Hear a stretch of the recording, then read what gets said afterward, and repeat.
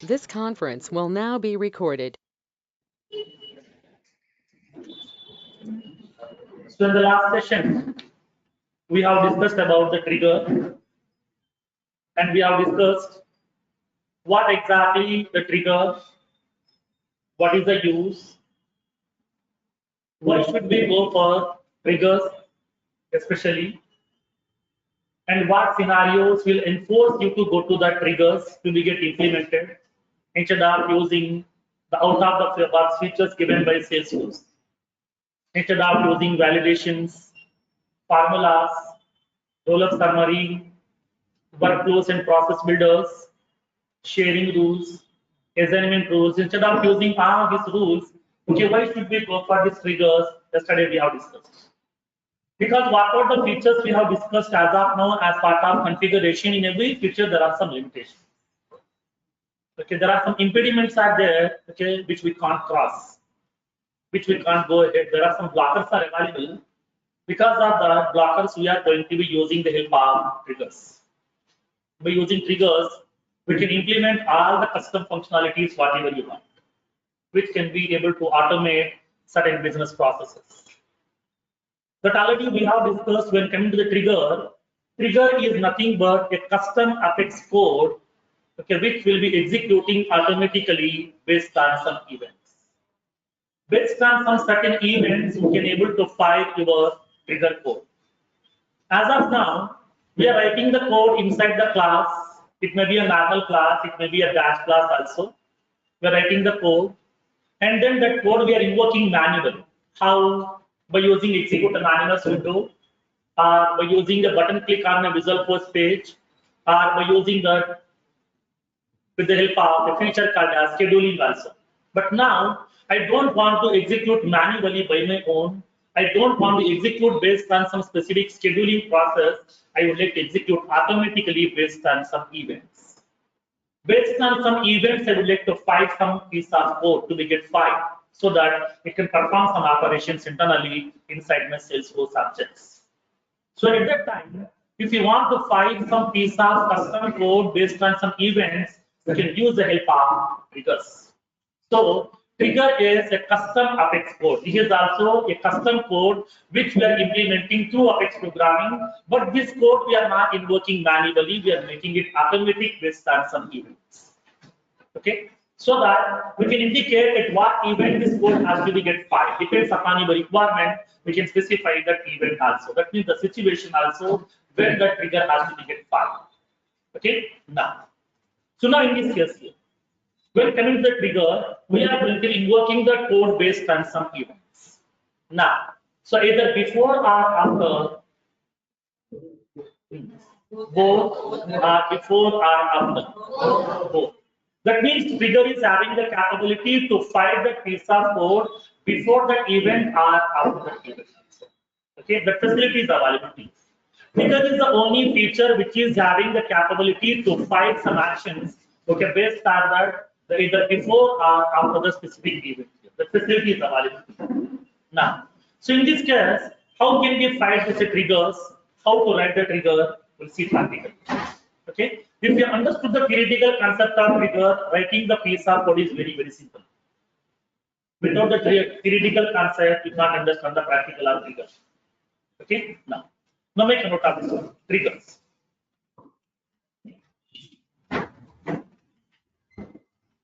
Triggers are the custom Apex code which contains one or more statements,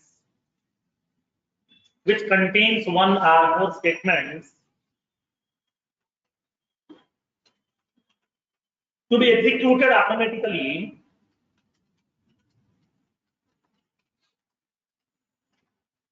based on the specified event. Based on the specified event. Depends upon the requirement, we can indicate the event at what event you would like to fight the trigger.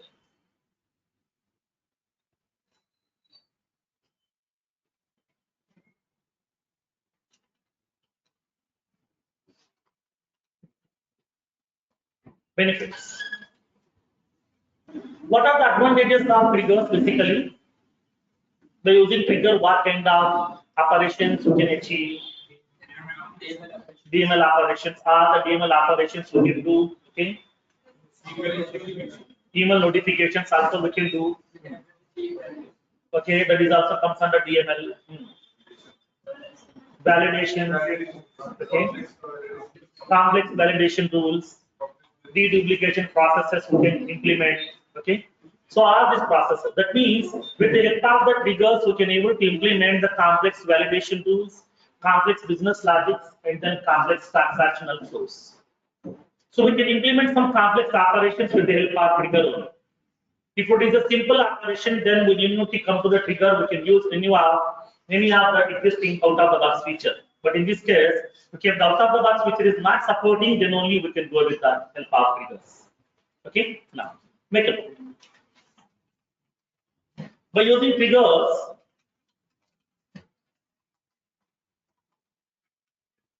we can implement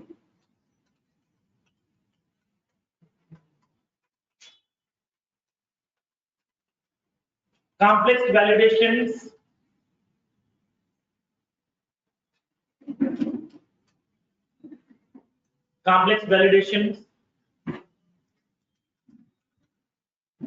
and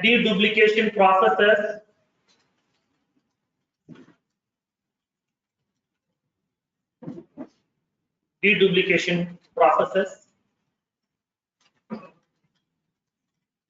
and by using triggers we can implement the complex business logics and the complex transactional flows.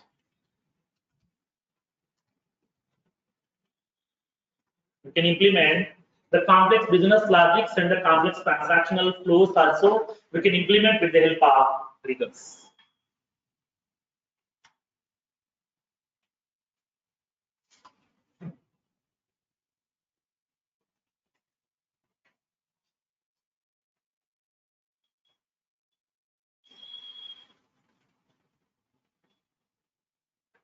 Now, make it.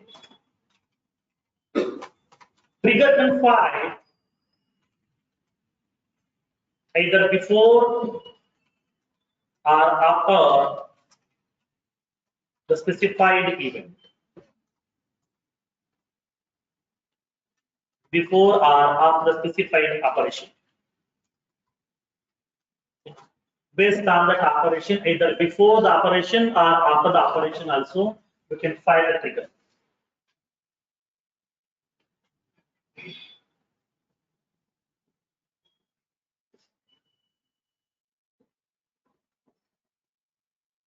Now, so in this case, how the trigger will get fired? Okay, how the trigger will get fired? What exactly the trigger execution life cycle? Okay, now let's see practically this case. Trigger execution life cycle is not a new concept; it's a regular concept here, which the people will be facing in the real world. Okay, now. So now let me explain to you. Okay, what exactly the trigger execution life cycle or the architecture, so that you can understand more.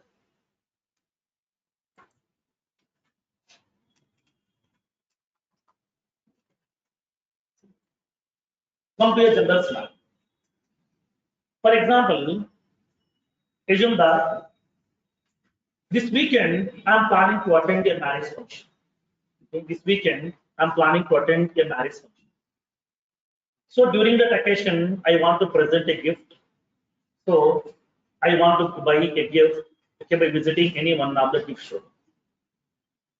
So nearby my place, okay, nearby my place there is a shopping mall. Okay, nearby my place there is a shopping mall. So this is the shopping mall that we have. In this shopping mall, we are having so many shops available. Like some water showrooms are available, electronical showrooms are available, gift showrooms are also available. Okay, all these things.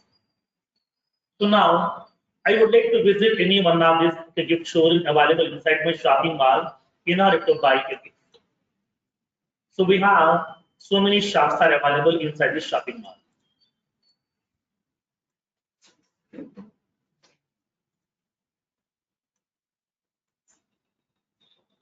We are having so many shops are available here.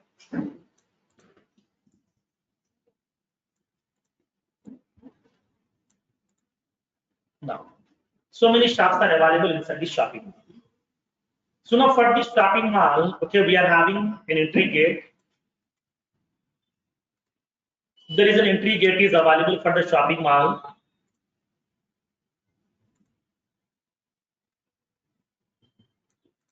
And then we have an exit gate.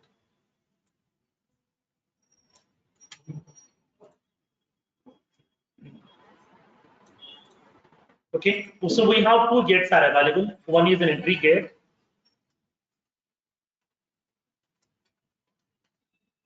So there is an entry gate is available here where everybody has to come across, everybody has to pass through this entry gate only.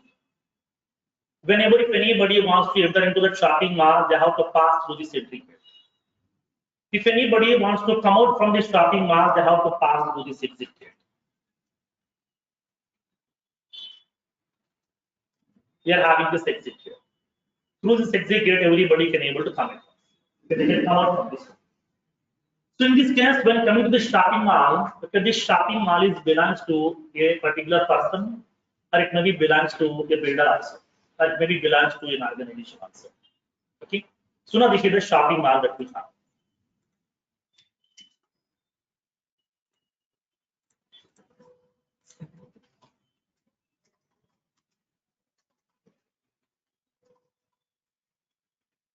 Is the shopping mall, which is belongs to a particular person or a builder.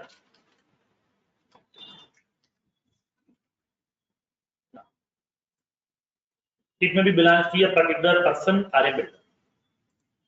Now, in this case, for example, every day, so many people are entering into the shopping mall. Okay, so many people are visiting the shopping mall in order to buy the various items. So now, in this case, they may be visiting either water showrooms also, gift showrooms also. We are having some restaurants also inside that. Okay, so that the people are visiting all these shops available inside the shopping mall. Now, as a shopping mall owner or a property owner, it's my responsibility. I need to protect this shopping mall from the unauthorized people. Okay, from the unauthorized people, I need to protect this shopping mall from the damages. As a owner, it is our responsibility. Okay, it's our responsibility that we need to protect our property from the damages. So, in order to protect this property from the damages, okay, I'm appointing some two people. I'm appointing two people who are okay, waiting at the entry gate. That means we are having some security personnel available.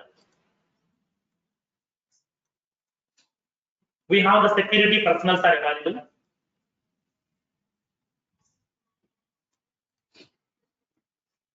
I'm having the security person.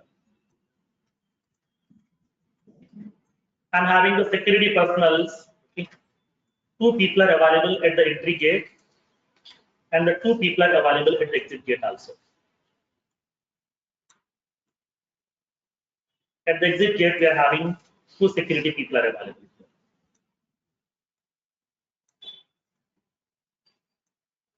Two people at the entry gate, two people at the exit gate. Now, for example, as usual, every day so many people are passing through this particular area. They are going to entering into the shopping. For example, so this is a person. So many people are passing through this area, so that if somebody wants to enter into the shopping mall, they can come into the shopping mall through this entry gate itself. So we are having that way so that the people can able to enter into the shopping mall. Now, the people are coming into the shopping mall directly here.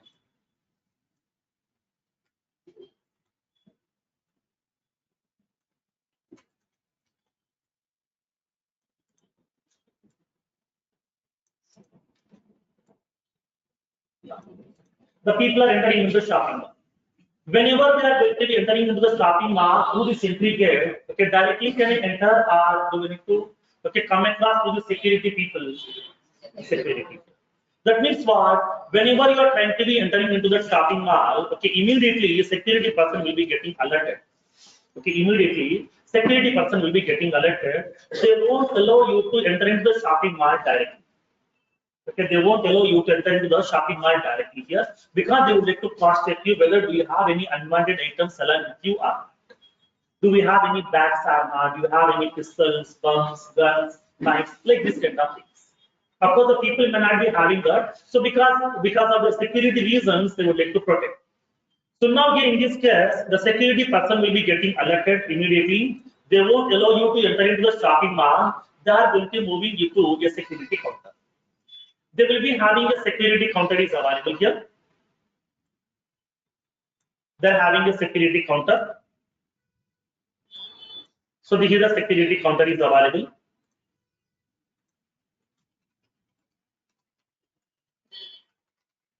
They're having a security counter.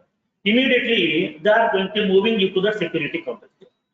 As soon as whenever you are trying to be entering into the shopping mall, immediately security person will be getting alerted and they are going to moving you to the security counter. We have to go to the security counter. Inside the security counter, they will be having that some equipments. Because it may be metal detectors also, it may be manual check also. So now they will ask you to go to the security counter so that they will be cross-check you, do you have any unwanted items? If you don't have any unwanted items, then only they will allow you to enter into the shopping mall. Okay, then only they can able to enter into the shopping mall. Or else, if you are having any unwanted items, simply they will throw you out. Okay, they won't allow you into the shopping mall. That means what? Whenever we are trying to be entering into the shopping mall, immediately the security people will be getting alerted. They won't allow you to enter into the shopping mall directly. So they will be asking you to go to the security counter first of all. So there they will be verifying you. They will cross-check you manually or by using metal detectors. If you don't have any unwanted items along with you, then only they will allow you to enter the shopping mall, or else they will throw you out. This is the general process we are following when coming to the real world. Everybody is coming across this particular process also. Okay. Now, so we don't have anybody who haven't visited any shopping mall as of now. Everybody is aware of this process. Okay. Exactly similar process will be there inside your trigger execution lifecycle. Okay. Exactly similar process is available when coming to your trigger execution lifecycle also. Okay. Now, so now here in this case here. Okay. Now, when coming to the shopping mall. Because this shopping mall is nothing but my organization. Okay, this is nothing but my organization.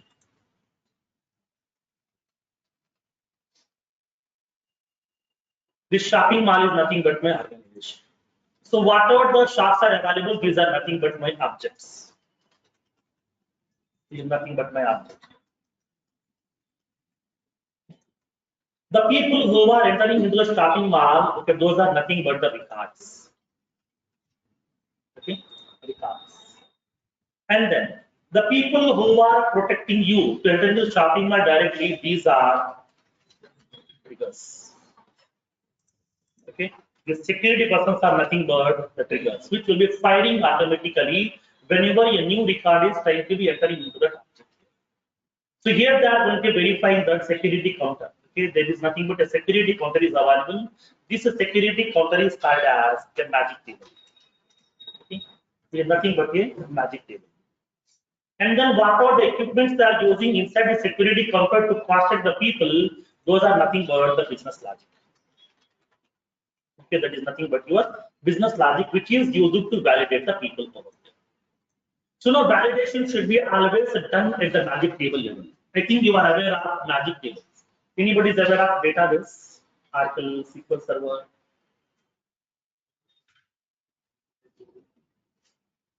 No one. Database, at least Oracle, SQL Server, database, anything. No. So now when you go to the databases, it may be Oracle or it may be SQL Server, you will be having a concept of magic table. Magic table is nothing but a temporary table which will be creating with the trigger automatically at runtime. Okay, which will be creating by the trigger automatically at runtime in order to hold the record temporarily for some time till the validation has to be done.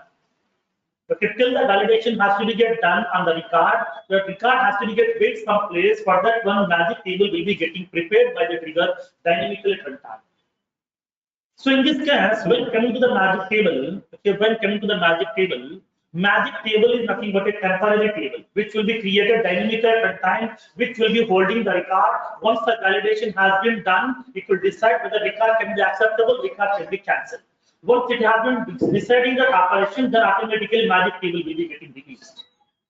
That means magic table will be getting releasing from that memory automatically. It's a temporary table creating by the trigger automatically at runtime. Okay. Now, so in this case, for example, okay, generally if anybody is aware of normal database, Oracle or SQL Server, anyone, you know the concept of select star from. Anybody know the concept of select into? Okay, select into. Okay. That means what? By using this select statement, we can get the data from one table, insert into second table also in one shot. There is a possibility here. Okay.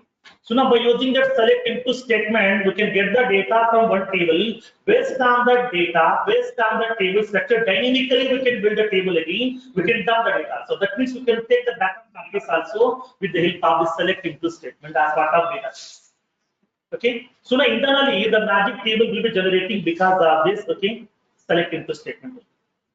Trigger will be creating this magic table dynamically at runtime in order to hold the record temporarily for some time. This is nothing but a memory. This is nothing but some space where exactly your record will be getting hold.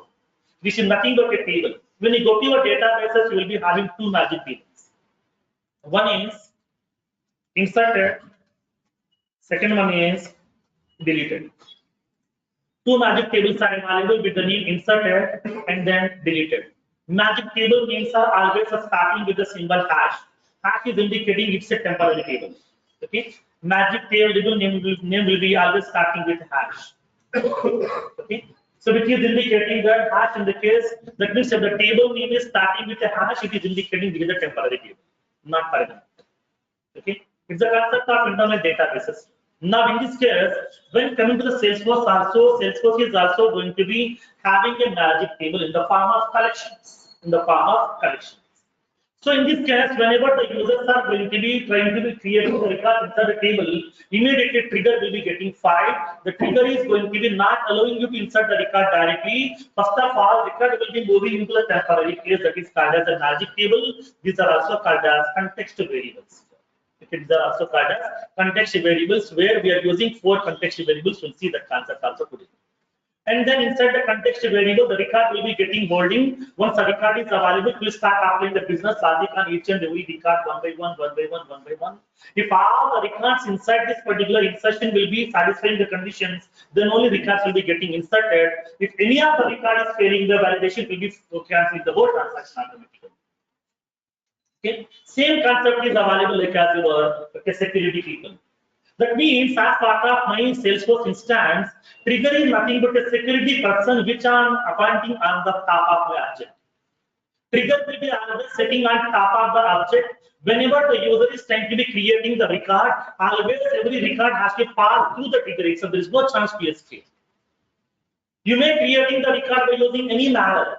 You may be creating the record by using page layout also, by using that schema, by using the programming also with the help of text programming, by using import wizard also, by using data loader also, by using any other automatic tools also, integrations also, whatever the way you can use. But upon inserting the record, ultimately it has to come to that table. At the table level, we are having the trigger, so that every record has to pass through the trigger.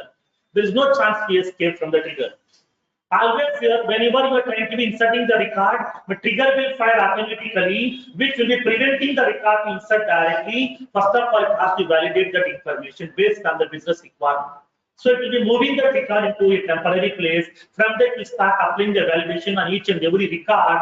If all the records validations are done successfully, all the records are having the valid values, then only the records will be accepting into your object. If any of the record has been failing that validation, the whole transaction will be getting rolled back by default. Okay, this is the internal concept of trigger. Okay, we'll see that concept also again here today.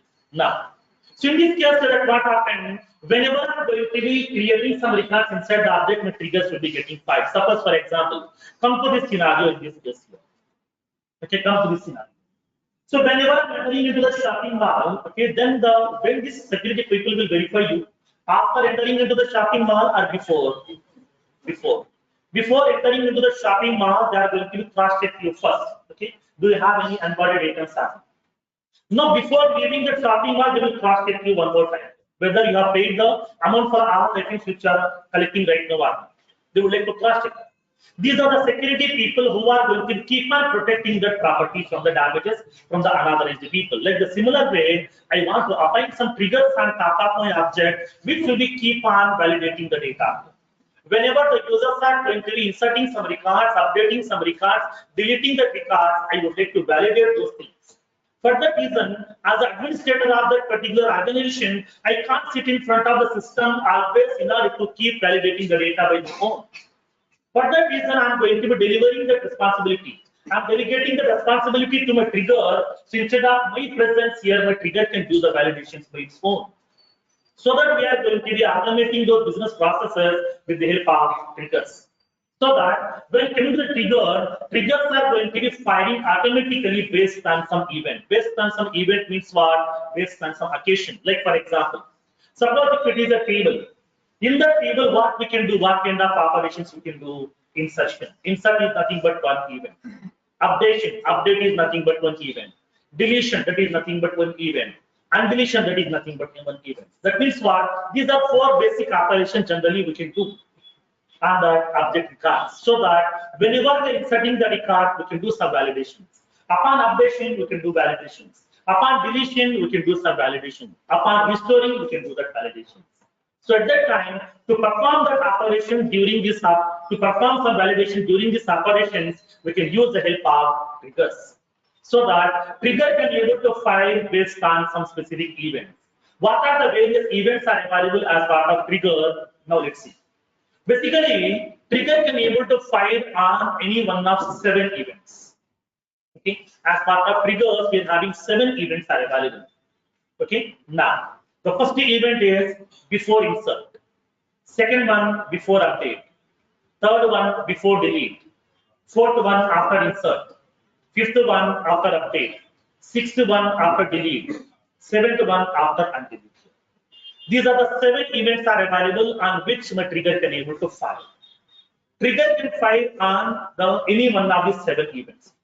We can use multiple events also on the trigger. Okay, we can use multiple events also for a single trigger. The possibility is available. Okay, clear?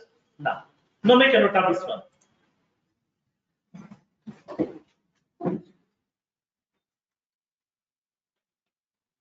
Trigger will get 5. Trigger will get 5 based on the below specified events. Based on the below specified events. Trigger will get 5 based on the below specified events. Which provides the below 7 events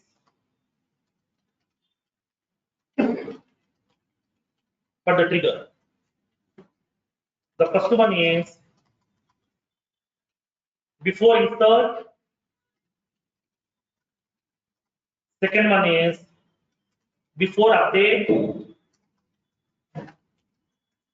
Third one is before delete. Fourth one after insert.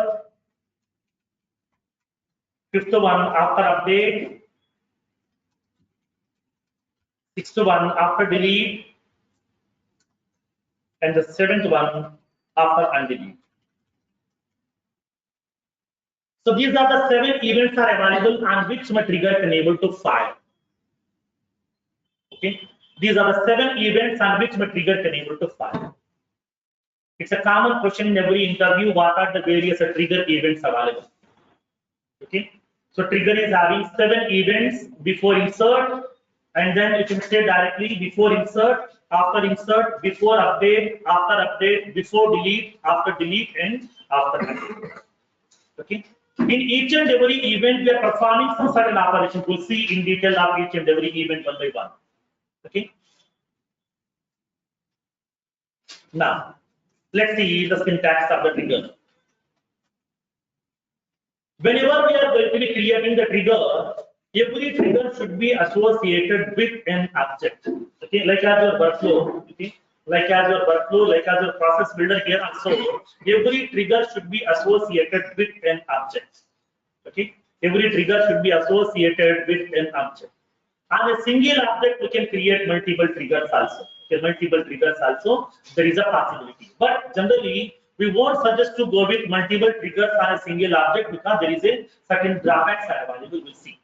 Okay, syntax. Make a note here. Each trigger should be associated with an object. Each trigger should be associated with an object.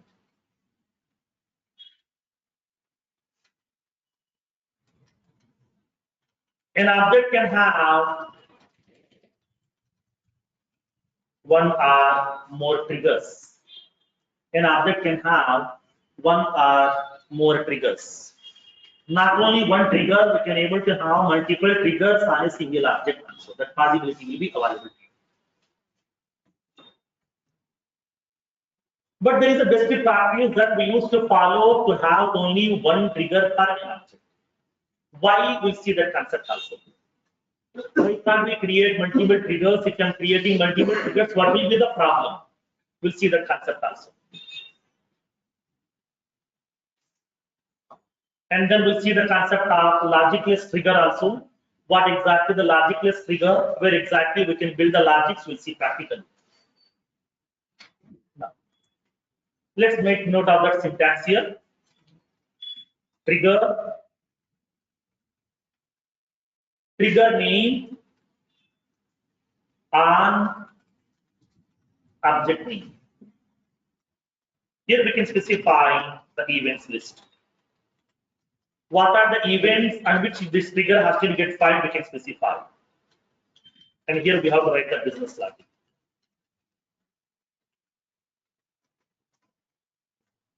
We have to write the business. We have to use the keyword trigger, trigger name, and object name. That means, so this is the trigger which I am going to create. Okay, this is the trigger which I am going to create. So now which is going to be attaching on the object, which is the object name.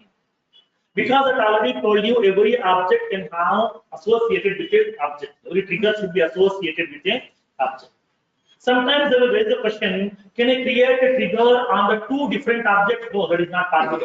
Trigger should be associated with only one object at a time, not multiple objects. But on an object, you can have multiple triggers also. There is a possibility. Okay? Trigger to object one to one, object to trigger one to many.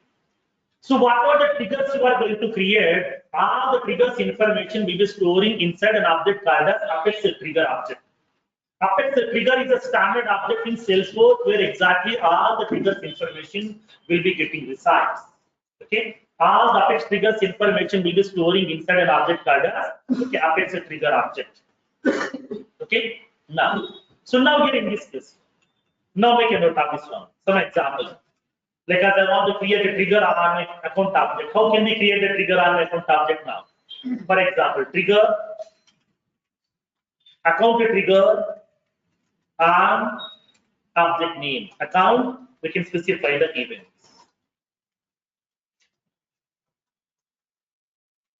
Here you can write the business logic.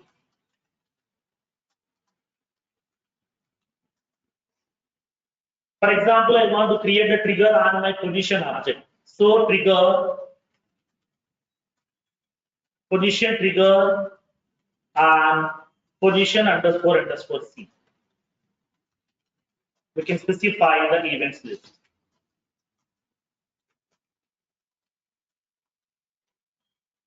We can write the business logic.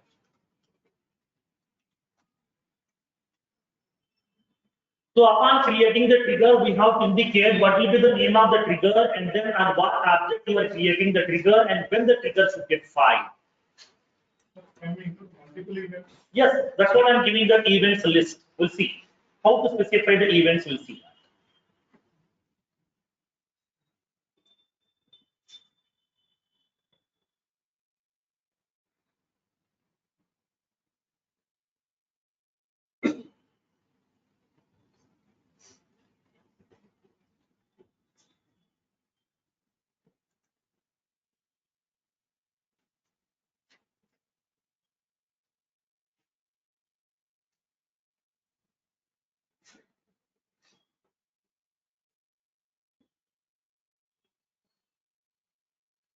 Now, make a note.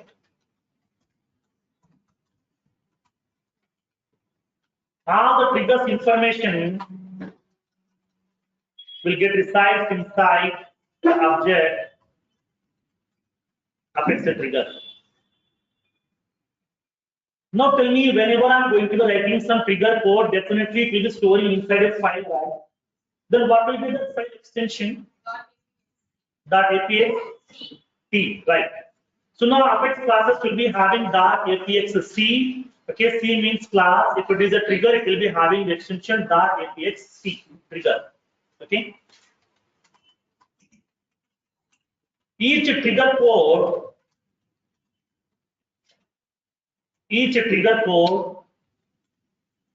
will get resides inside a file with extension .apxt.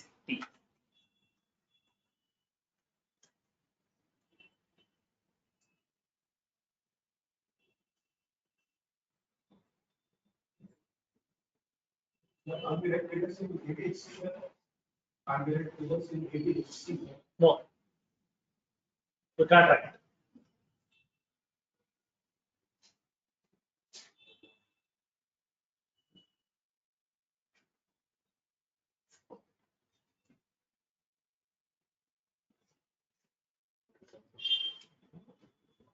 Okay.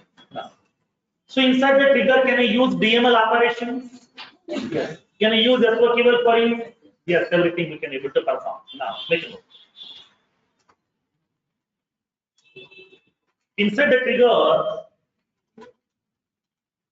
we can perform all the DML operations, and we can invoke the SQL queries also. All the SQL queries also we can use, and we can use the DML operations also inside the triggers.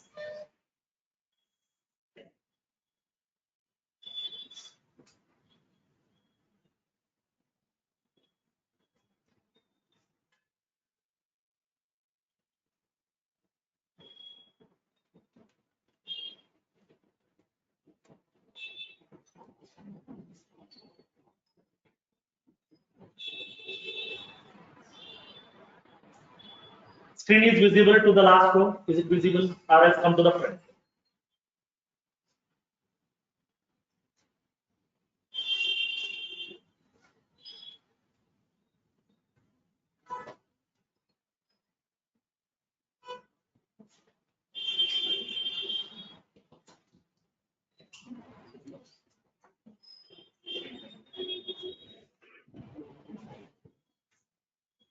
Done? Now, next we'll see the trigger events. We'll see each and every event one by one. So now tell me what exactly an event indicates. Chandraj. Event describes what? Okay, when trigger should get fired. That means what, on what occasion, and what event the trigger has to be get fired. Because triggers are always firing based on events, not based on time. Triggers cannot be fired based on time basis. Triggers are always firing based on event basis. So that if anybody asks what do you mean by time trigger, then explain about time dependent action workflow rules. Don't explain about the triggers concept. Okay. Now because they will try to confuse you, but don't confuse with that word. Okay. So now even though you ask the question, what do you mean by time trigger, then explain about that time dependent action workflow rule. Because workflow rule is having the capability to fire based on time as well as event also both. But triggers are always firing based on events only, not based on time. There is no possibility. So that when coming to the trigger event describes when the trigger has to be get fired. That means when you want me to fire the trigger here. Upon insertion, if it is upon insertion, then when? Before inserting the record or after inserting the record. You want me to fire the trigger during the update operation? If yes, then when you want me to fire? Before updation or after updation? You want me to fire the trigger based on delete event at that time when you want me to fire, before deletion or after deletion, when you want me to fire, to indicate that. In order to indicate when the trigger has to be get fired, we have to use the trigger events.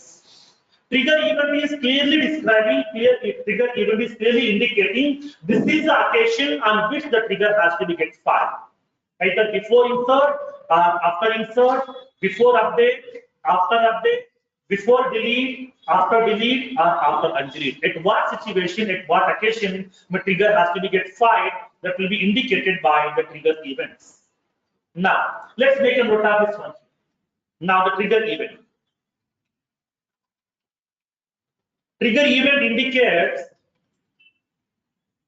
the trigger event indicates the occasion or situation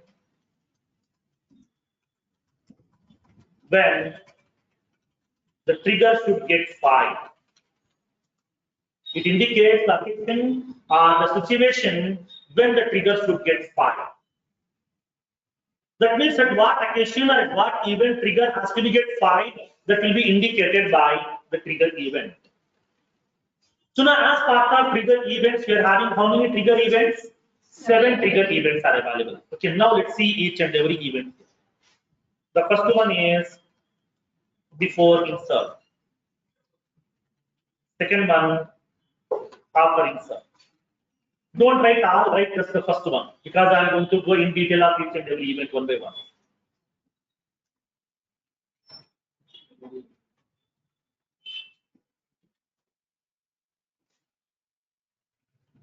Before update,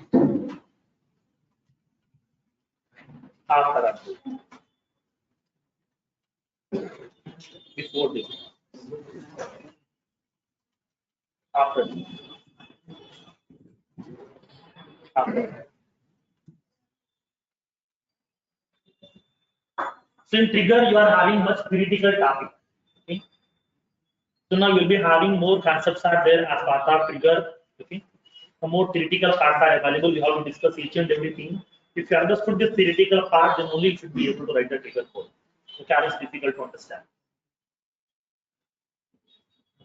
Now, so now tell me that before event first, what this event indicates.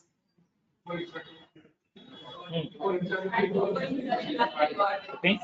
So now this event is going to be firing the trigger before inserting a record into the task. That means what are the trigger that you have created? Okay, what are the trigger that you have created? Now the trigger is having the event called as before insert. At that time, now this event will fire the trigger whenever the user is trying to inserting the record. When we fire before inserting the record or after inserting the record? Before insertion. That means before inserting a new record inside that object, the trigger will get fired. Okay, now make a note. This event will fire the trigger before inserting a new record inside the object.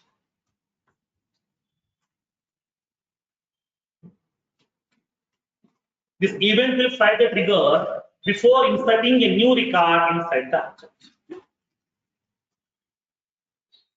Now tell me at what kind of situations you can use this event before insert. Validation rules, okay.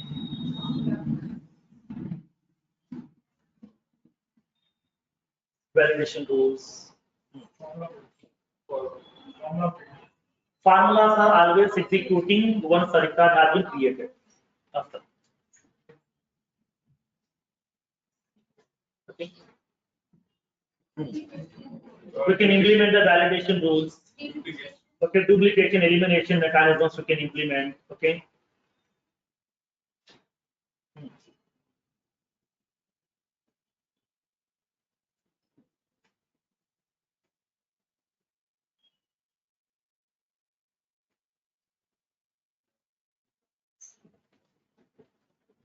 Then, any more?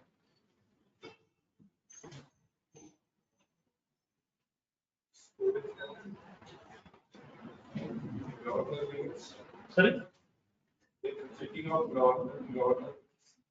Checking off governor limits in the sense.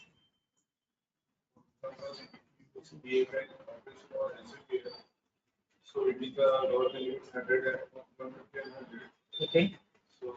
So I'm not talking about the governor limits. Okay. Object trigger. This will be finding an object.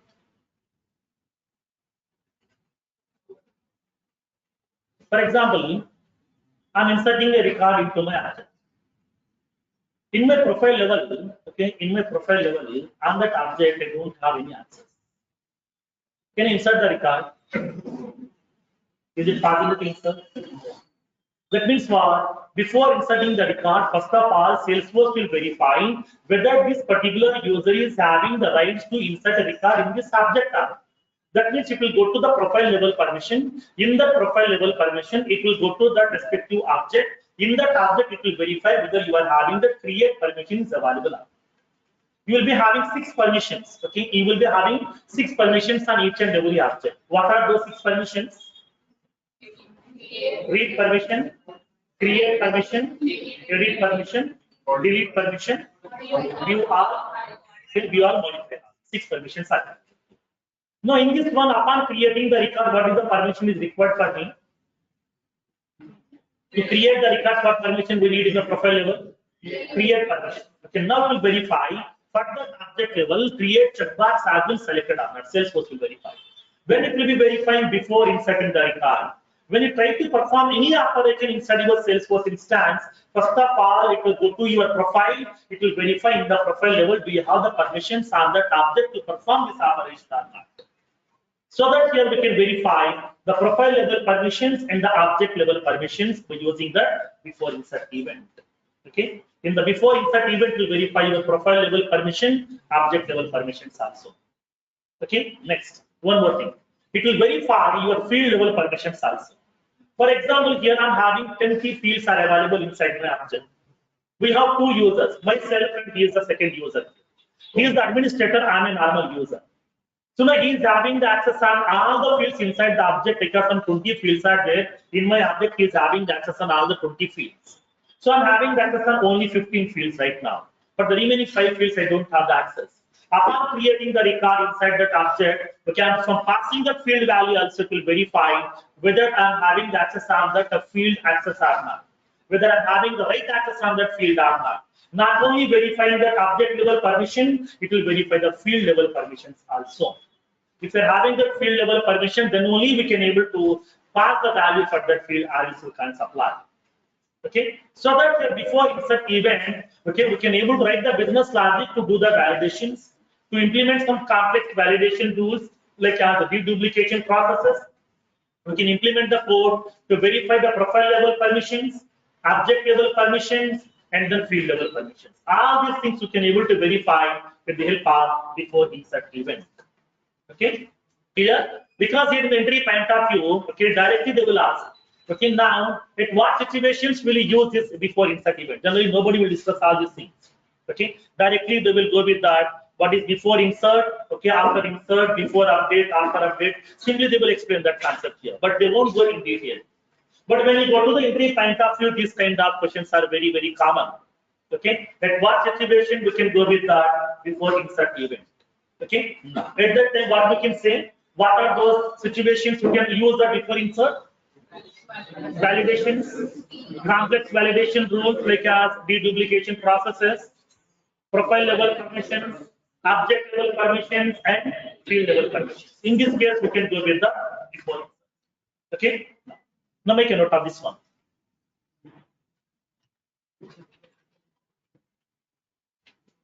By using this event,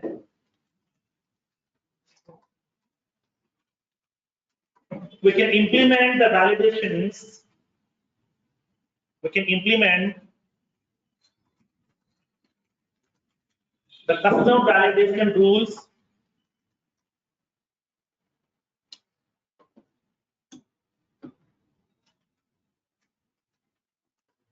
and the complex validations to eliminate the duplicate records. To eliminate the duplicate records, we can verify the profile level permissions. That means profile permissions.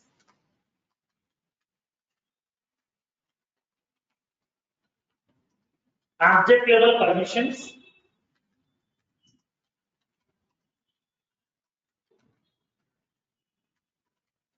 field level permissions and etc.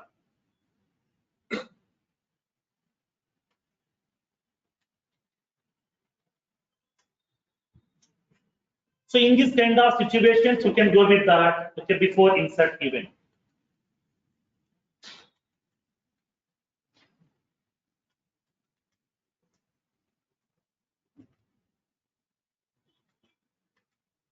Now, how can we write the trigger then? Trigger, some account trigger, and account before insert. And then we can write the business plan.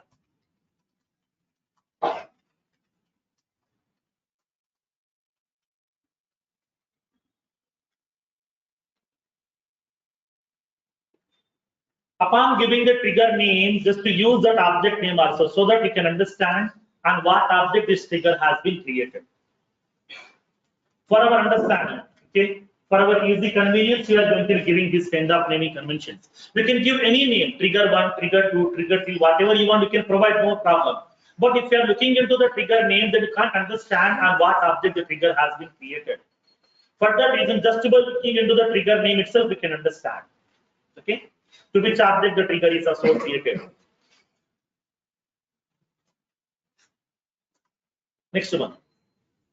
The second one, after insert. Now tell me what this event indicates basically.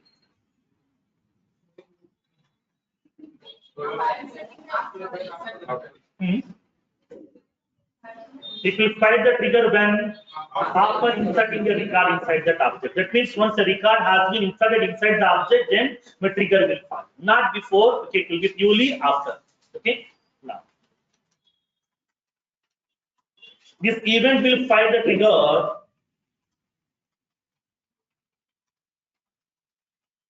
once the record has been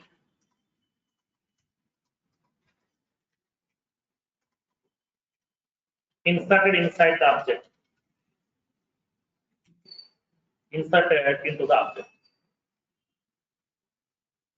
Once the record has been inserted successfully, then only I would like to perform some operations.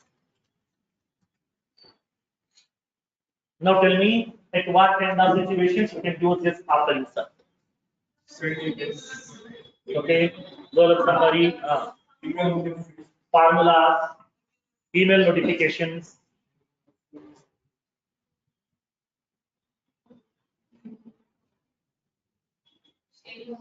Sharing rules, okay, right?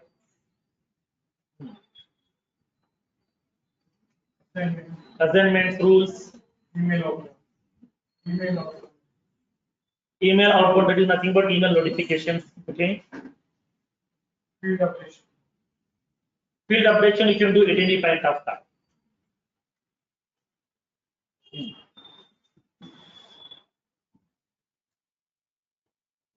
Escalations, auto responses, everything we can able to implement. Okay, now that means what? So now during this event, we can able to write some piece of business logic which is used to send some email notifications also. That means once the record has been created successfully, we can send some email notifications to the people. Next one, we can able to have some formulas also we can implement. Custom formulas we can implement. Third one, we can able to go with that roll-up summary.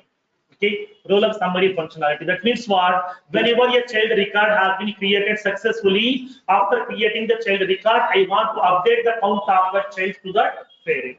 That means after creating the child only, we are going to be updating that. So that we can go with that roll-up summary updations also. Next one, we can go with that. After inserting the object, after inserting the record, the record will be right. That means you're sharing rules. That means you can share the record to the group of people. Once the record has been getting created, we can share the record to that group of people also. And then we can able to assign the records also to the respective people. Based on the condition, we can able to transfer the record ownership also. That means assignment rules also we can file. And then we can go with that auto response rules also. Escalation rules also, everything we can able to implement with the help of that, okay, after insert. So in this step, that's what I told you previously. When you go to the sharing concept, okay, when you go to your sharing concept, you will be having the sharing processes available to you.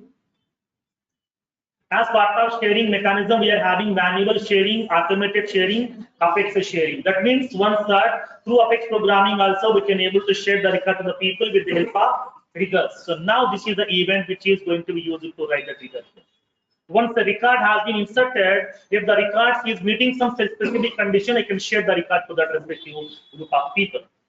Okay, by using the Apex sharing. We'll see how to do the Apex sharing also, we'll see. But there, I don't want to use triggers, I would like to use the process builder. There is a possibility. Okay, so we'll see that with the help of process builder, we'll see. Trigger also will show you both. Okay, both the scenarios we'll see. So now in this case, if you want to share the record through programming by using Apex sharing mechanism with the help of triggers, this is the event we have to use. Okay, the event. After inserting the record, we can share the record to the respective people over there. Okay, now make a note of this one. By using this event,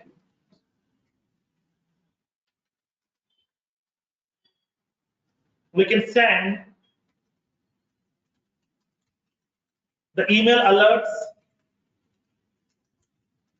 We can send the email alerts.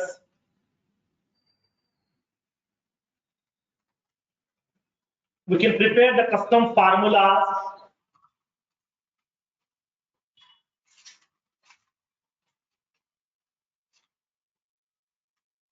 We can update the roll-up summary fields.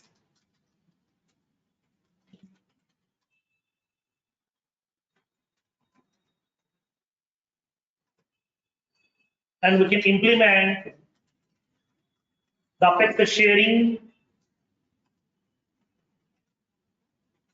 We can implement the custom assignment rules and custom auto response rules.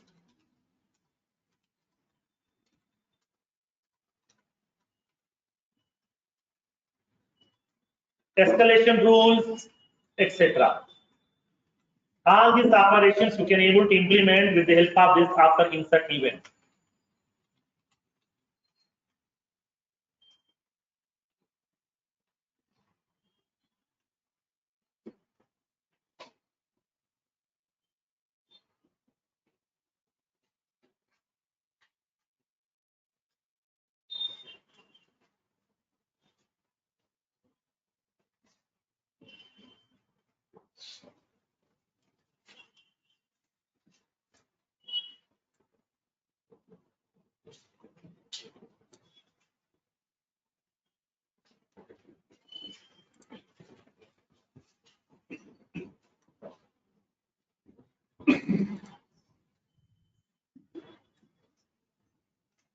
Next, the third one, before update.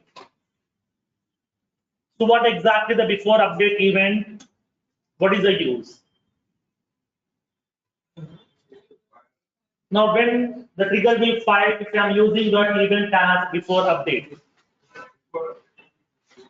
Okay, this event will fire the trigger, okay, before updating a record inside your object. When you try to update a record inside your object, before updating the record, it is going to be verified. Okay, it is going to be validating some information before updation. Okay, now this event will fire the trigger before updating an existing record inside the object.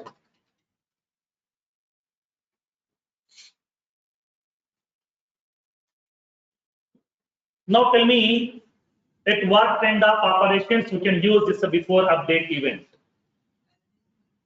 Validations, okay. Row summary after.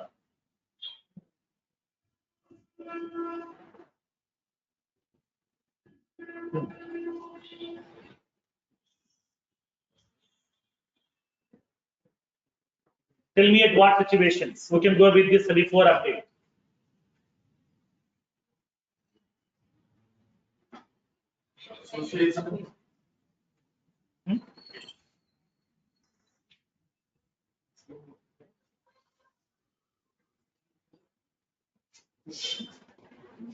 Permissions.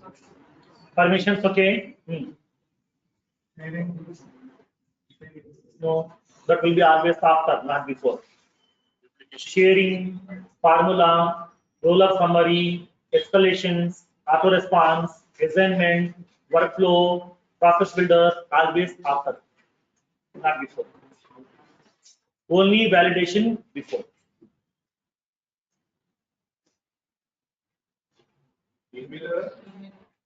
Before update part email.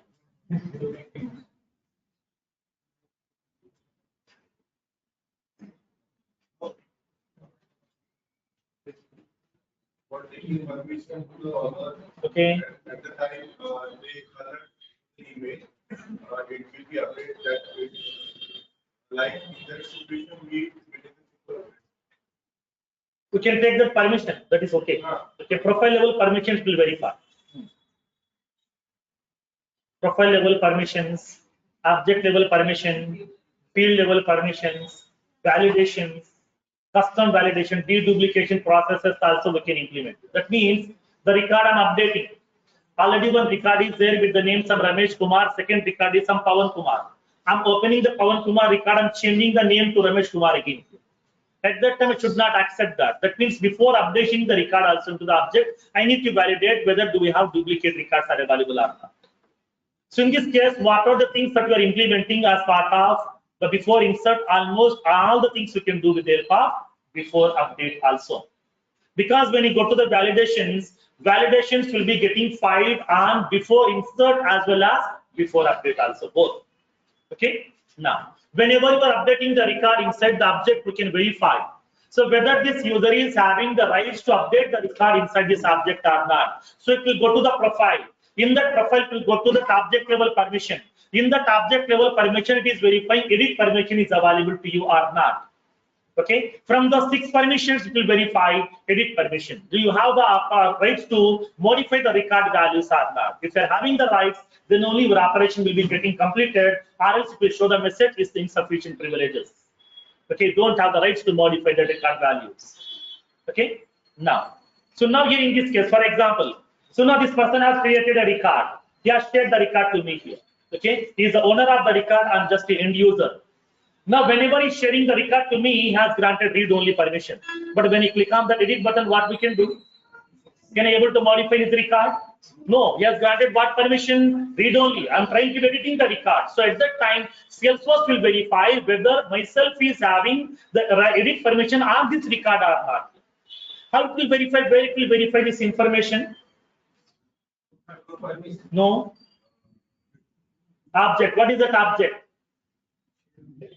He has shared the record to me. Okay, he has shared the record to me. Share object. Okay, what is that share object basically here? For example, this is account record is shared to me. Then account share object. In that account share object, Salesforce will verify whether myself is having the access on this record to edit that record or not. Okay, it will verify that share objects. Okay, but internally this whole functionality will be done by the Salesforce itself. Okay, now, so now make a note of this one before update. By using this event,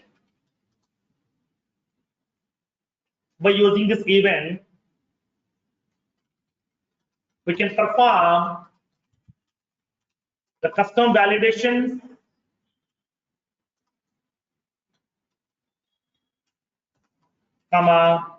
duplicate elimination processes,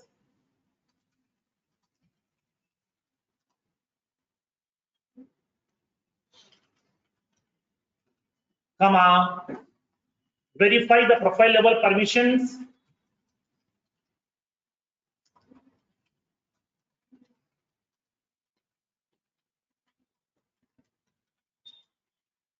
object level permissions,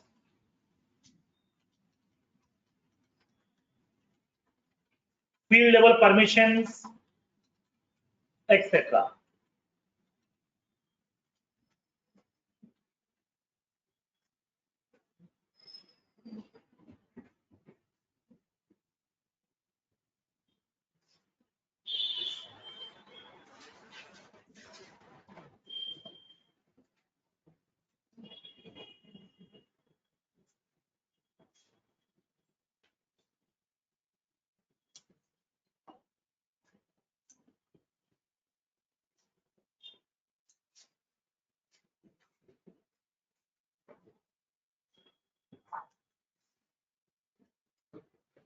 The next one, after update. So now tell me what this event indicates basically. This event will fire the trigger when after updating a record inside your object. So once the record has been updated successfully inside the object, immediately it will fire the trigger so that it can do some different operations. Okay, now make a note.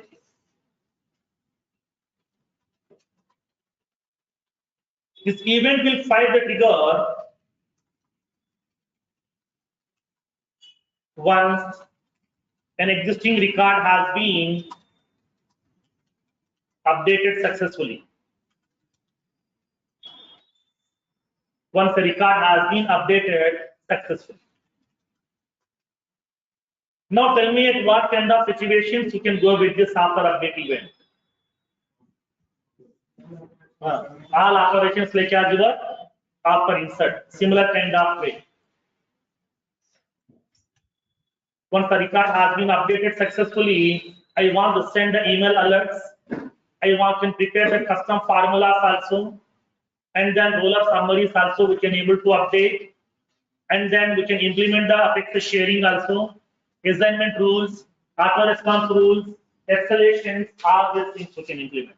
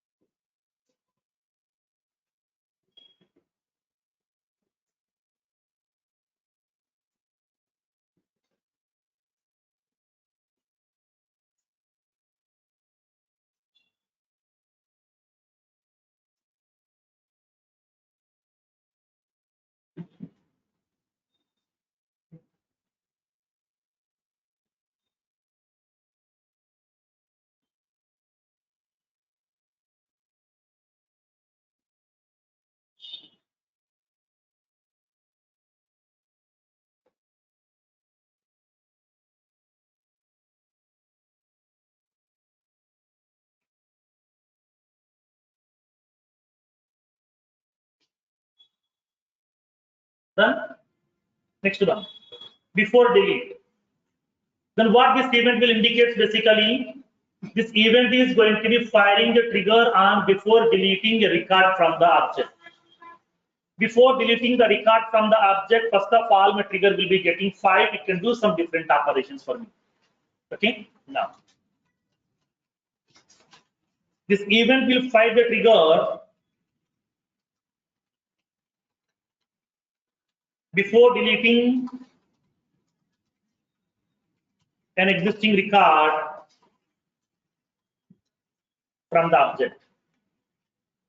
Whenever we are deleting a record from the object, before deletion, first of all, it will fire the trigger, which will be doing some necessary operation before deletion.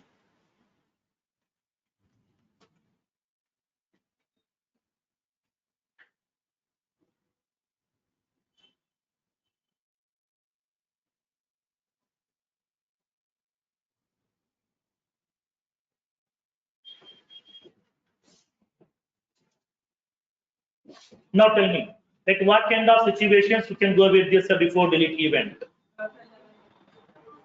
Profile level permissions, checking with child records in the sense.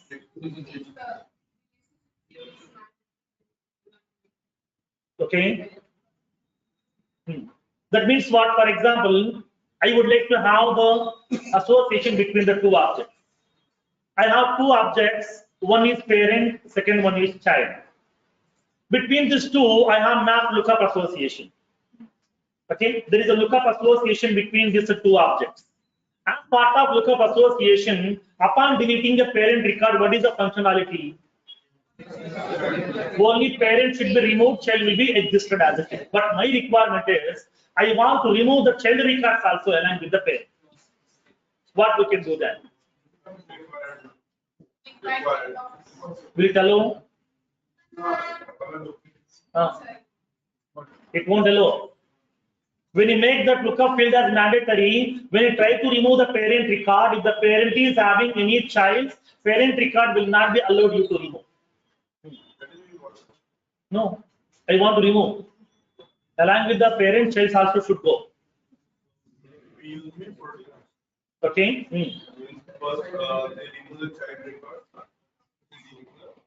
Okay. Okay. That means what here? Generally, inside the lookup association, upon removing the parent record, only parent record will go, child record will be existing as it is. But I want some additional functionality, okay, on my custom object here with this lookup association. Upon removing the parent record, child record also has to be get removed. So at that time, we can go with the functionality before delete. That means before removing the parent record, I want to remove the child records also. Okay, with lookup association.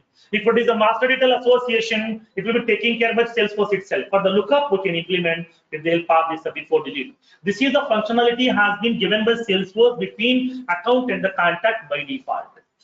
Even though between account and contact we are having lookup association, upon removing the account, the respective contacts also will be getting removed, respective opportunities also will be getting removed by default because of additional trigger created by the Salesforce people. Okay, clear? So now make a note of this one. Along with that, what kind of other permissions we can verify? Object permissions, field level permissions, record level permission. Exactly. So why? Because this, for example, he has created one record. He has shared the record to me with a read write permission. Then what I can do on that record? Only view and edit. Can I delete that record? No. At that time, we can cross check whether I'm having the rights to delete that record or not. Okay, so that record level permission also we can verify on that before delete event. Okay. Now make a note of this one. By using this event, we can validate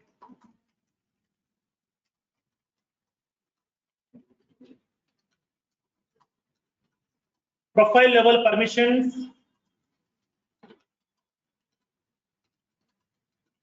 object level permissions,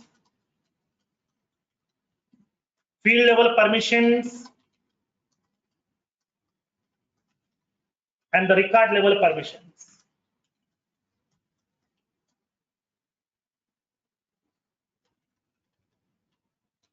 And we can implement the custom features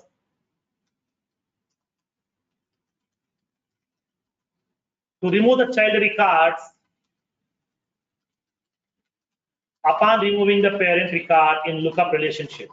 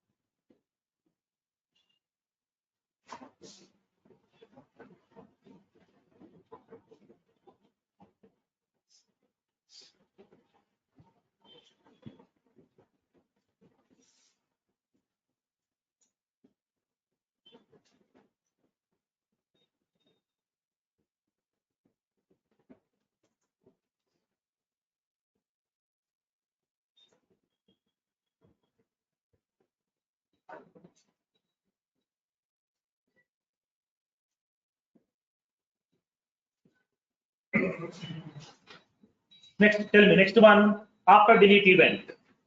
What this event will do, this event is going to be firing the trigger once a record has been removed from your object. This event will fire the trigger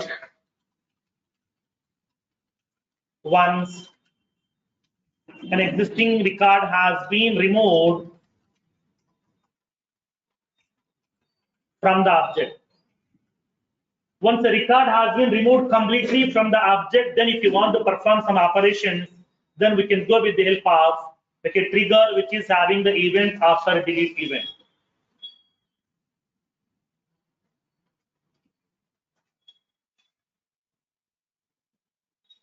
So now tell me that at what situations we can go with this after delete?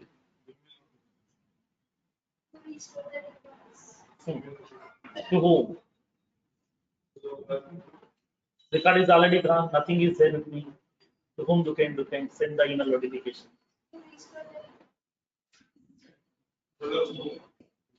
Restoring is different operation. Okay, rule of summary we can update, right? Once the record has been removed from the child object, then we can update the role of summary field count value. Okay, right, next. Any more thing?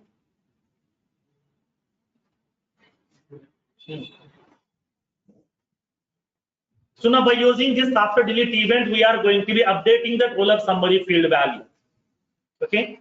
So now in this case, once the child record has been getting updated, for example, I have a parent record and then I'm having the child records are available. For this parent, I'm having 5 childs are there. So inside my parent object, I'm having a roll up summary field which is having the count as 5. I have removed one child record from the child object. Whenever I'm removing the child record, once the record has been removed perfectly, then it is going to be updating that okay, parent record roll up summary value. Now, right now, we are having 4 records available. That means when it will be updating after deleting the record only, not before. Okay. Once the record has been deleted successfully, we can able to update the parent record value, so that we can able to update the roll up summary field values once the record has been removed successfully. Okay. Now, we can update the roll up summary field values.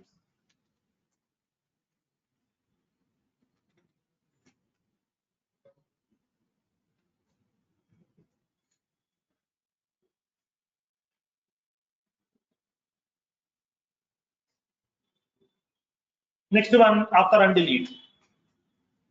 Undeleting is nothing but what? Restoring. Once the record has been restored back, then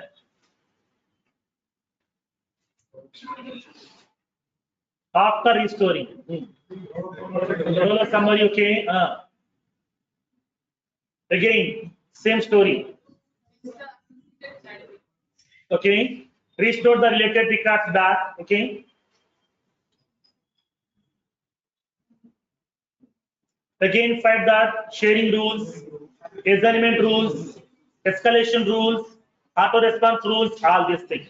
Okay. Now, that means what? After undelete, that means we are getting the record from the table to nothing but recycle bin to the actual object. That means like as a fresh insertion again. Okay. Now, in this case, this event will fire the trigger once the record has been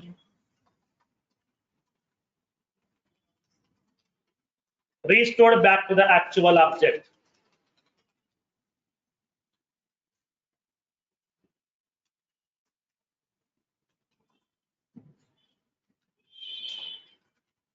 We can implement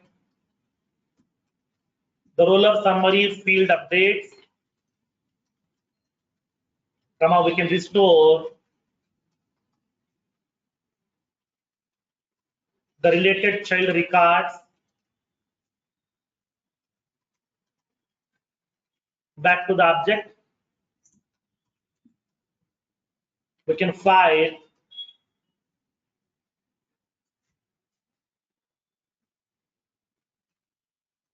the sharing rules,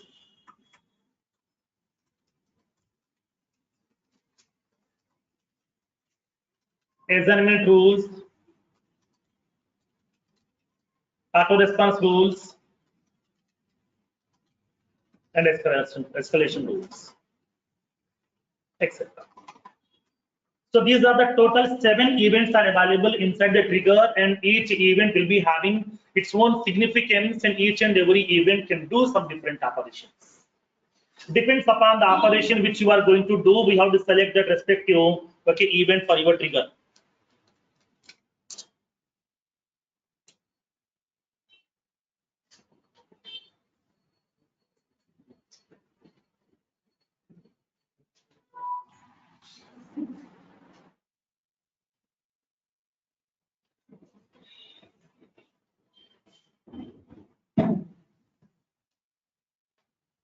Now, so now tell me, can we prepare a trigger which can be fired on multiple events?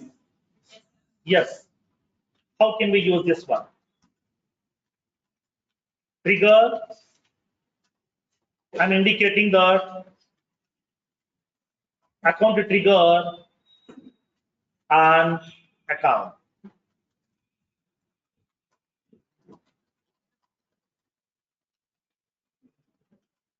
We can write the business logic. Now tell me how many events I can specify here. Multiple in the sense how many? Can I specify all 7?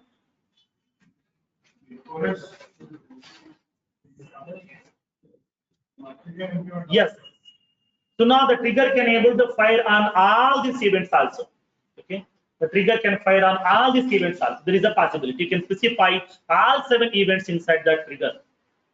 Now I'm indicating that before insert, after insert, after update, like that. We can specify that multiple events also.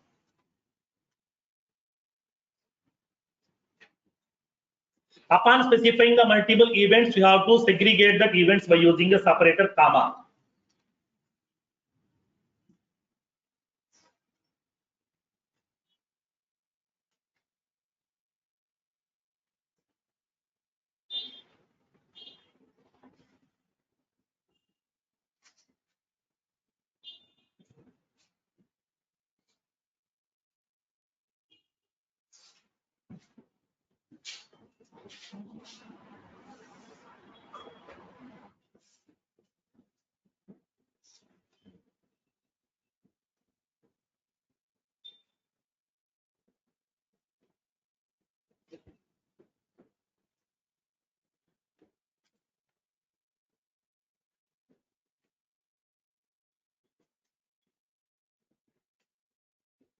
Triggers concept will be looking like a bit confusing. Okay, try to understand the concept. Done? Now, for example, so I have a small requirement here. Okay, let me explain.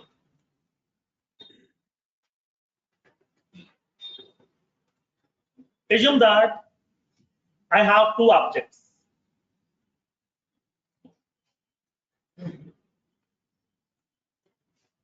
I have 2 objects. So this is my lead object.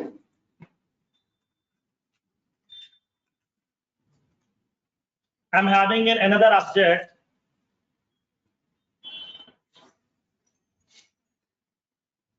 Prospect.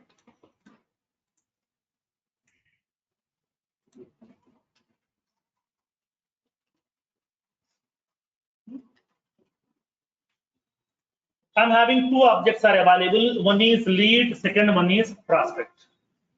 Okay. Now, so now in between these 2, okay, both are having the same structure. Prospect is my custom object, lead is a standard. It's a standard object. It's my custom object, which I have created. It's my custom object. But both are having same structure. Same structure means what? Same columns are available with the same data types. What are the columns are there inside my lead object? With the similar columns, I have created the prospect object also with the same data type. Okay. Now, so now between these 2, I have mapped some relation also. Okay, where I have mapped the association from prospect to lead. Okay, I have mapped the association from prospect to lead. There is an association has been mapped between these 2 objects also. prospect object to lead object I have mapped the association. Okay. So in this case, prospect object is a parent object. So the lead object is a parent object here. Is the parent object. And this is the child object. There is a lookup relationship between these two objects. This is the lookup relation.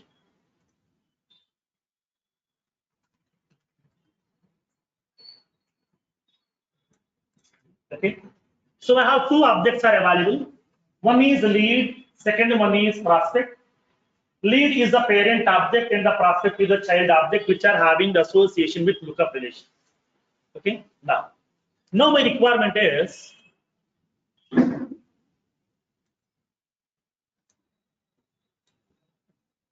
now. So let me explain my requirement now. Tell me how to implement this. My requirement.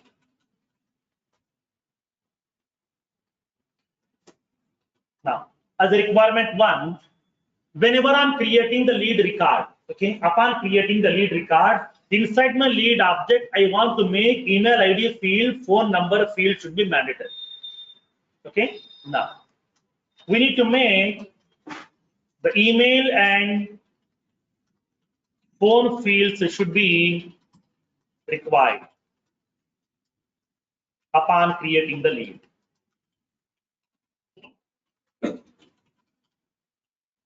Upon creating the lead record, I want to make sure phone number field and the email ID field should be mandatory. It's the first principle. Next, second principle. Second requirement is once the lead record has been created successfully, okay, once the lead record has been created successfully, immediately I want to copy that lead record into my prospect object. That means what are the lead record that I have created with the similar details, I want to create a prospect record also inside my prospect object. Okay, now I want to copy that. Copy the lead record into the prospect. Once the lead record has been created successfully. Once the lead record has been copied into the prospect object successfully, then send the email alert to lead owner. Lead. Okay. For the lead record owner person, I want to send that email notification. So this is my requirement. Now tell me how to implement, what triggers we need to create and what object we need to create, what will be the event.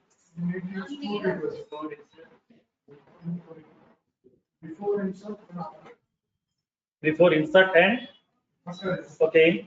And what object we need to create the trigger on the lead object. Now tell me how can we do that? Before insertion is verified, the field is made or not. Okay. After the insertion, should go for the copy of it. Okay. You need to be shared. Okay. Okay. In this case, can't they create multiple triggers?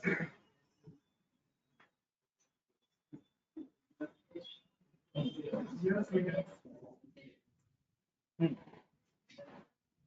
Now tell me, for this first requirement, what will be the event? Then tell me here, what is the event? Before insert. Okay, right. For this one, after insert. For this one, okay. So now can I create 3 triggers Yes. on the lead object? Do we have any limitation on the object if we can create only these many number of triggers? Okay, let me go with that scenario. So I want to create the 3 triggers on my lead object now.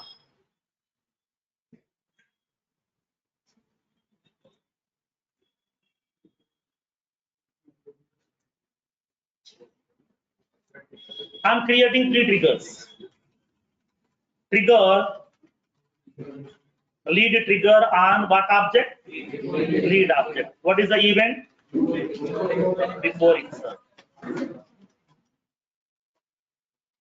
Here I'm going to be writing the code for validation. Next. I'm creating one more trigger after insert. Here I'm going to be writing the code to copy the lead into.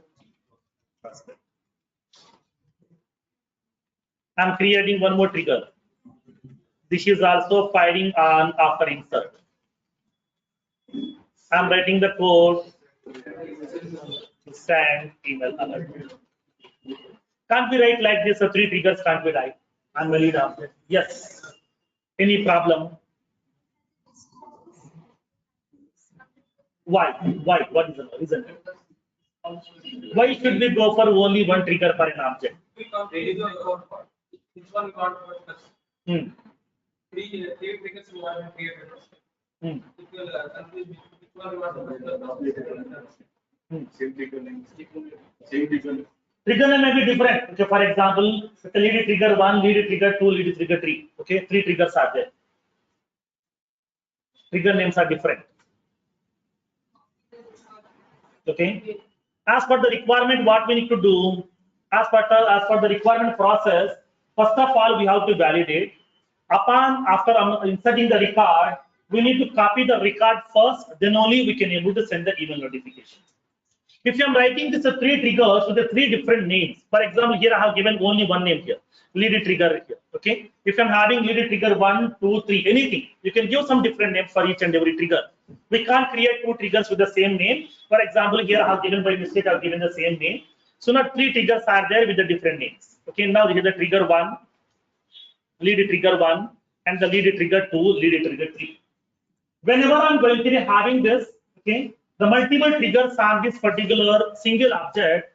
In this case, for the before insert only one trigger is there, so it will be firing automatically. But when coming to the situation of this, okay, after insert, 2 triggers are there. This is one trigger, this is the second trigger. Which will execute first, which will execute next. We can't say which trigger to fire first. Right. In this case, what happened? If you're having the 2 trigger, because this is also firing, okay, this is also firing after insert, this is also firing after insert. That means if multiple triggers are available on the same object which are having with the same events, then we don't know which trigger will get execute first, which trigger will execute next. The 2, we don't have any controlling order. In Salesforce, we don't have any specific order to control the execution order of the trigger. That is the main problem. Okay, as part of Salesforce, we don't have any specific features in Salesforce to control the execution order of your trigger. But when you go to some programming languages, we are having the similar kind of concept like as multi-threading. When you go to the threading concept in maybe Java, .NET, you'll be having the multi-threading concept is there. Then multiple threads are running parallelly at the same time. Okay, which thread will get first, we don't know. But there is a concept of okay, thread synchronization, thread priority. With the help of the priority, we can able to assign that, but here we don't have any such concept. So now if I'm having the multiple triggers on the same object which are firing on the same event, we can't decide which trigger has to be get executed first, which trigger has to be get executed next. For example, there may be some situation, it is going to be executing this trigger first. Upon copying the record, your record has been failed. That means without copying the record, it is sending the notification. It's a wrong functionality as part of my requirement, so I don't want to achieve. So that here, I want to execute this particular feature first, then only I want to execute this particular trigger. So in this case, instead of writing that multiple triggers, we are going to be writing the code inside a single trigger itself. Then what we can do here, I would like to write that single trigger inside this functionality. So now here, I'm going to be removing this trigger right now. I would like to place this code also inside my same trigger. Okay, I'm writing that code also inside the same trigger, and then write the code in such a way, whatever the order you want to execute. If you want to execute this piece of code first, write it first, and then second one is next. Depends upon your requirement. Okay, clear? Now, next one. So now tell me on my lead object, how many triggers are available right now? 2 triggers are there. Can I adjust it to 1 trigger? Yes. Then what we can do here? In this case, here, what I want to do, I would like to remove this one. Okay, I would like to remove this functionality here. I want to fire my trigger not only on after insert, I want to execute on okay before insert and after insert. I want to fire in both the scenarios here. Okay, by using a comma in this place. Okay, by using a comma in this place. I would like to place a comma over here. I would like to place this information. Okay, now. So in this case, I am going to be eliminating this process also. Now we can able to place this entire code. Okay, this is a piece of code also we can able to write inside the same trigger itself.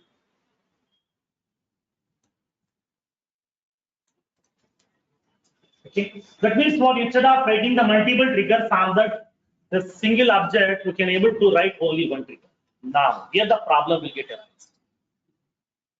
So now in this case, for example, here if I'm writing this whole code inside a trigger, my trigger will fire when? Before insert, before, after insert. Suppose I'm inserting a new record. Okay, just I'm inserting the record. Before inserting the record, my trigger will fire, and it is going to be executing this whole business logic, whatever we have prepared. The whole business logic will be getting prepared, executed. Do you want me to execute all these things in the before insert event? No, I want to execute only this piece of code in the before insert event, and the remaining piece of code when you want to execute in after insert. Then how can we inform to the trigger, this is the piece of code, please execute in before insert event, and this is the piece of code, please execute in after insert event. Then how to inform? Okay. How do you know? Trigger is right now, it is going to be performing the operation. How can we cross check the trigger ID? In this case, in order to identify, that means here, whenever if you want to know what the trigger is going on right now, based on that we can decide what piece of code has to be executed. So now in this case here, okay, now here in this case, okay, now here in this case. Now for example, whenever I'm going to be writing the code, we have to indicate what is the current status of the trigger. Based on the current status, based on the current context, we need to indicate this is the piece of code has to be get executed here. Okay, this is the piece of code has to be get executed. Now, for that one, to identify what is the current state of the trigger. For example, my trigger has been fired right now because of what in insert event. I'm inserting the record. Before inserting the record, my trigger has been fired. So I want to know what exactly the trigger is doing. Trigger has been fired or not? Yes, fired. Why? Because of insert event. What the trigger is doing right now? Trigger is about to insert the record or record is already inserted here. I want to know the current context of the trigger. Based on that, we can decide which piece of code has to be get executed here. For that one, to know the current state of the trigger, we are using a feature called as trigger context variables. Okay, we are using trigger context variables in Salesforce. By using the trigger context variables, we can able to find that what piece of code has to be get executed over here. Okay, now, so now here in this case, okay, now here in this case, in order to identify what is the current status of the trigger, okay, now we are going to be indicating what piece of code has to be get executed here inside this. Okay, clear? Now, so that we have to identify the current status of the trigger first. Now, for example, come to a general scenario, assume that. So now assume that, for example, today, my mother asked me to get some items from the supermarket. So I have collected some list of items over here. And then I'm going to the supermarket to collect those items, maybe vegetables, okay, grocery items, whatever. So in the middle, okay, she called me again, okay, she asked me, where are you now? Okay, I said that I'm entering into the supermarket. Just now I'm entering into the supermarket. She told that please add this item also. That means what is my current status right now? I'm entering into that. I haven't purchased the item still. Okay, I haven't purchased the item still. You can now just I'm going to be entering into that. So that please include these items also. Suppose if I said that, okay, I'm on the way coming back to the home. Already I'm done with the purchase of all the items. I'm on the way to home. Then what you will do? So no need to worry. Please come to the home. We can go to the evening here to buy the remaining items. That means what? Based on the current state, we can decide whether we can include something or whether we can eliminate some of the process. Like the similar way, whenever we are going to firing the trigger, I need to get the current status of the trigger. What the trigger is doing right now. Trigger has been fired or not? Yes. What it is doing right now here. It is about to perform the operation or operation is already done. That means before or after. I want to know that. Based on that, we can decide what piece of code has to be get executed. So in order to know the current status of the trigger, we are using a feature called as trigger context variables. Okay, trigger context variables. As part of your Salesforce instance inside your Apex programming, we are having 10 trigger context variables available. Okay, we have 10 trigger context variables available. Okay, now what are those trigger context variables? Let me list out this first. Okay.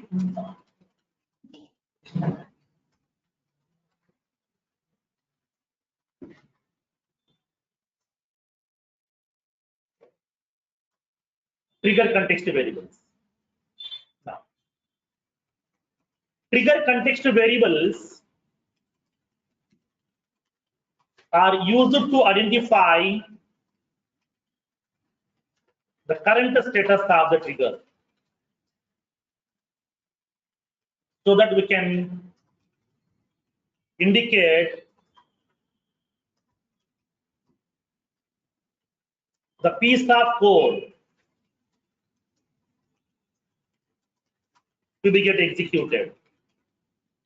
In order to know the current status of the trigger, we are using the trigger context variables. Apex provides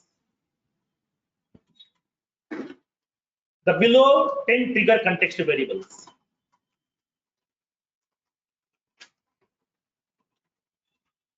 These context variables can be accessible within the trigger only, not outside of the trigger. Okay. Now we are having the 10 trigger context variables are there. Let me list out this first. Boolean trigger dot is before or is inside. Second, Boolean trigger dot is update. Boolean trigger dot is delete. Boolean trigger dot is undo. Boolean trigger dot is before. Boolean trigger dot is after. Trigger dot old. Anybody is aware of Oracle triggers? SQL Server triggers also. Database. PLSQL programming. Anybody? In database, Oracle, SQL Server, PLSQL. There you will be having the same similar kind of terminology, old and new. Okay. In Oracle database trigger also, SQL Server database triggers also. Trigger dot new. Trigger dot old map. Trigger dot new map. These are the 10 trigger context variables are available as part of your Apex triggers.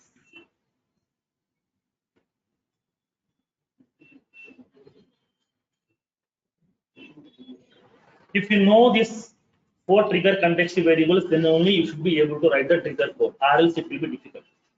You have to understand this last 4 is more important. Trigger dot old, trigger dot new. It's a common question in every interview. Okay, what exactly the difference between trigger dot old and trigger dot new? And the difference between trigger dot old and trigger dot old map, and the difference between trigger dot new and the trigger dot new map. So now these 3 are the common questions.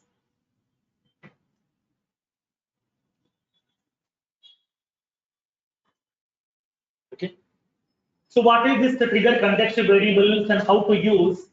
What is the purpose of each and every trigger context variable, and how can we use this context variable to split the code to the multiple small pieces of blocks inside your trigger? We'll see practically in tomorrow's session. In tomorrow's session, we'll see how can we use this trigger context variables. We'll see one by one. Each and every trigger context variable functionality, we'll see practically one by one.